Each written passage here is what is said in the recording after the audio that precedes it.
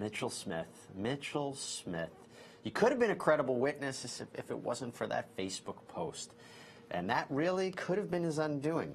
Let's bring in law enforcement expert and fellow host here on Law and Crime, Vincent Hill. Vincent, it's good to see you. Jesse, always a pleasure to join you. Did you just take a plane in like 5 minutes ago to get here? About 10 minutes ago. This guy, you always say you put something in writing, you put something in a post, it's coming back to bite him, isn't it? Always. I mean, I don't know why people still to this day go out on social media to post stuff. Even when you delete it, 100, 1,000 people have already seen it. Someone's taken a screenshot of it. Someone's going to say, oh, he said this on Facebook, and here's the proof of it.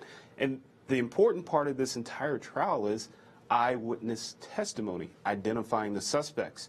So now you have this guy saying, well, they all kind of look alike. So how can we take his credibility into account to say, yes, he identified the right suspects in this case? Especially when in court he says he points at Canada, says that's the guy who robbed him, and then he looks at Malazim and says, oh, he's recognizable as the guy who robbed me now that he's sitting there and I recognize him now. Really? Really. Like, if I was the defense, I would be all over that. Like, that is not a good prosecution witness at all. Well, it looks like the guy, but I already said they all look alike. And the defense was keen to poke a hole in that. And we'll have to see if it was ultimately effective. But that's not the only thing the defense really wanted to poke holes in, because in their opening statement, and I'm going to play this right now, they talked about how the gun was taken from this robbery. And that's really all that matters here, is was the gun taken from the robbery, and was that gun used to kill Jonathan Price? As Joseph Scott Morgan said before, connectivity. Let's play you some of the defense's opening statement where they talk about that. Let's do that right now. It is a bold move by a defense attorney to say that this was improperly investigated and that investigators really jumped to conclusions and pointed the finger at my two clients. That's a bold move. You better be able to back that up. Let's bring back in Vincent Hill. Everything that you've seen from this case, and we covered it in its entirety here on Law and Crime, do you think that there was an issue in the investigation? I don't think there was an issue. I think what the defense was trying to point out here is sometimes police, and it's true, sometimes police get tunnel vision where they just focus on one person or one incident, right?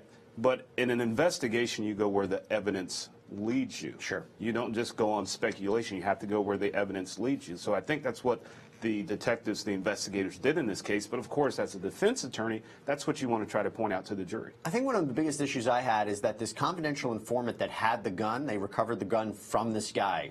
They didn't really investigate him. Why? That is the million-dollar question, Jesse. He's not the Juan Malazzo. He's not the Juan, and he's not Quincinio, but you would assume that you have the murder weapon, or what we perceive to be the murder weapon. How did you get this murder weapon? What is your ties to this murder weapon? And could you possibly be involved in this robbery that killed Jonathan Price? Did you have an issue with the fact that if you look at the fingernails of Jonathan Price, the DNA doesn't match either of the defendants? And again, we're believing that there was an altercation, a scuffle between them. Yeah, that is huge. I mean, you cannot fabricate DNA evidence. You can't make it fit a suspect when it doesn't. So that is something, as a defense attorney, I definitely would key in to say, hey, this is not my client's DNA evidence. Who is this person that had the gun? Why is he not questioned? Why is he not on trial for this murder? So how do investigators reconcile that, where they have these gaps in the evidence? They also have to work with the attorneys, the prosecutor's office, and presenting this case. How do they reconcile these really glaring errors? Well, you have to look at it like this, right? I always say DNA is "and" spelled backwards, so you need DNA and witness statements, DNA and other evidence to put everything together. So maybe there was another altercation that we don't know about that Jonathan was involved in, that DNA led to that person prior to this. We don't know, but I would assume, and I would speculate, that the investigators had more than just DNA evidence. They had more than just this gun by this confidential informant to tie it to these two suspects. Well, they have surveillance footage putting them in the area, and we'll talk about that in a little bit more. I asked this of Joseph Scott Morgan. I'm going to ask you for you. We have about a minute left. The idea of a gun being taken from one crime scene and used in another one, or a weapon that's stolen from a crime scene and used there.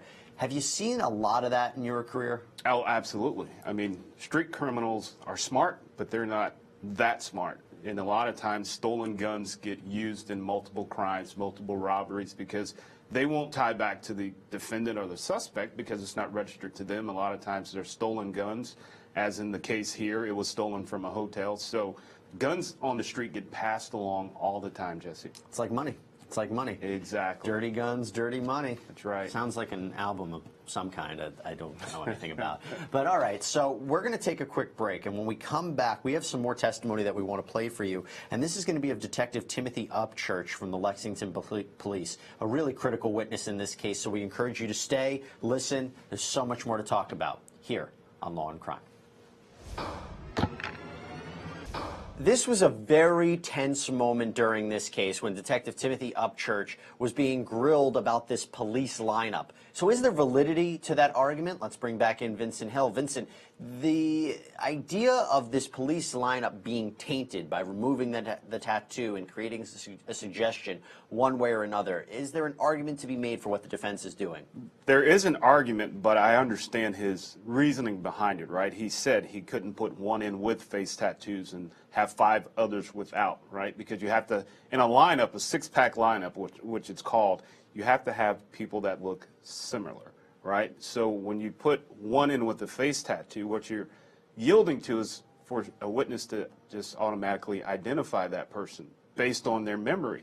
And it may not even be the right suspect. So anytime you're doing a 6-person lineup, they have to have similar features. Like, I couldn't be in that lineup.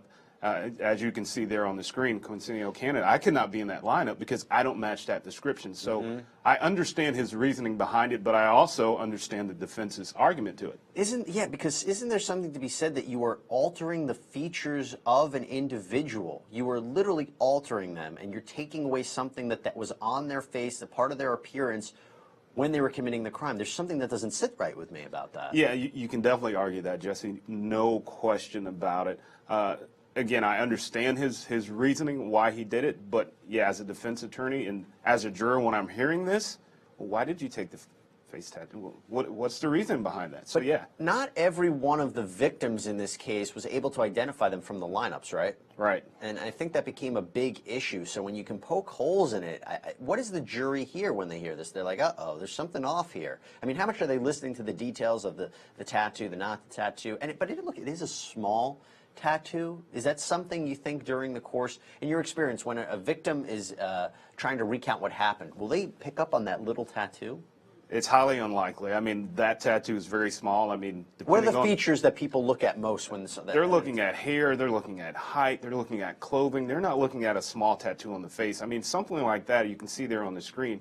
I mean, depending on the time of day, you may think that's like a mole or a scar or something like that. So one eyewitness may have said, oh, he had a mole on his face. The other may have said it was a scar, all the while it was a tattoo. So anytime you see that, eyewitnesses aren't looking at that. Well, I'm interested in knowing about how people look at a face, right? So something happens, they look at a lineup. I think the nose became a big issue in this case too. One of the victims said that the Canada might have had a different nose. So is that something, what stands out from a person's face that they look at most? Nose and eyes all the time, right? Because when you're face to face with someone that you perceive may kill you, you're usually looking in their eyes. That's usually the last thing people see when they are tragically killed, is looking into someone's eyes. So the nose and eyes all the time. Pretty fascinating stuff, I have to tell you. Vincent, we're going to come back in a minute because we're going to play, when we come back, ATF agent Doug Robinson. Becomes a big issue here, tracking that gun and how it was being tracked in this case. That gun is its own star. It's its own character in this case. So, when we come back, we have a lot more to cover in this Marine murder case here on Law and Crime. Okay, so you're listening to how they were able to track this weapon in this case, the weapon that they say that these two defendants stole from a series of individuals at a Quality Inn and then used to kill Jonathan Price 6 days later. But I don't know how difficult that is to track a weapon like that. But you know who does? Law enforcement expert Vincent Hill. So Vincent, tracking a weapon on the streets like that, what are the challenges that go into that, and how successful is it? Jesse, there's so many challenges, right? I mean, anytime you're dealing with handguns and criminals, it's not like they're just going to a gun store, buying these guns, tracking serial numbers and things of that nature. And guns on the street get passed around like throwaway cell phones. Like you have it 1 minute, it's on to the next. On the street, sometimes criminals rent guns from other criminals. Hey, let me borrow this gun, I'll give you 20 bucks or give you whatever to use this gun. So it becomes very difficult anytime you're trying to track down an actual stolen illegal firearm on the street. And is it based on serial number? Is it based upon where the bullets that were used in other crimes? I mean, really, this was found in the hands of another individual, Antonio Fry, not even in the defendant's hands. Right. So how exactly does it go about? I don't know how that particular investigation went about. I believe Antonio was dealing with a confidential informant that tried to sell the gun to an ATF agent. Does that happen a lot? It does actually happen a lot where people will attempt to sell guns, not knowing that they're trying to sell those to the police because they get tips from confidential informants that say, hey, this person is dealing in illegal guns, right? There's always that guy on the street that sells guns. So ATF police, they usually get tips that this individual, and maybe Antonio Fry was that guy that they knew was selling these guns on the street, and that's what led to this discovery of this gun. Do you see more guns that are stolen that are actually guns that were registered properly within the state, or more guns that are brought in illegally through the black market? Honestly, it's usually guns that are stolen. I mean, I've seen police officers have their cars and their homes broken into, guns that are stolen, guns from actual gun stores. You see a lot of robberies at gun stores after hours where people just go in and do these quick smash and grab robberies to steal all these guns. So it's guns on the street. It's usually from a stolen gun that started out legally. That's pretty incredible stuff. Wow. So what I want to do now is play you the cross-examination of I have so much trouble saying this today, ATF agent Doug Robinson. This examination of the fact that the gun was found in neither the hands of Quincinio Canada or Dewan Malazim became a huge sticking point for the defense. Let's play you some of their cross-examination right now. Welcome back, everybody. So let's try to understand a little bit more what the defense is saying here. They are pressing this ATF agent about the fact that the gun that they say was used to kill Jonathan Price wasn't found in the hands of either of the defendants. I get back here with Vincent Hill. Are you surprised that they didn't press Antonio Fry, the guy who had the gun, who tried to sell it to a confidential informant? They didn't press him a little bit harder? They didn't investigate him a little bit more in connection with the Jonathan Price killing? A little surprised, but again, as I said earlier, you have to go where the investigation leads you, right? Outside of DNA evidence, go where the investigation leads you. So if this CI says, hey, I know this guy Antonio who deals with guns, and I've bought 20 guns from him in the past, there may be a part of this investigation we don't know of, right? It's not like the CI said, well, I know he sells guns, and he told me he just used this to kill someone during a robbery attempt. So you had to go where the evidence led you, and I think that's what the ATF did here. What is a surprise to me, and what I'm learning from you as well, is just because a gun is in someone's hands doesn't mean that they're guilty of every crime that that gun has been a part of. So it switches hands so frequently on the streets. Absolutely, and one of the things a lot of street criminals ask, are there any bodies? And when I say that, are there any bodies? Who do they ask that? The person they're buying the gun from, are there any bodies? Bodies being attached to that gun, has it been used in the past to kill someone?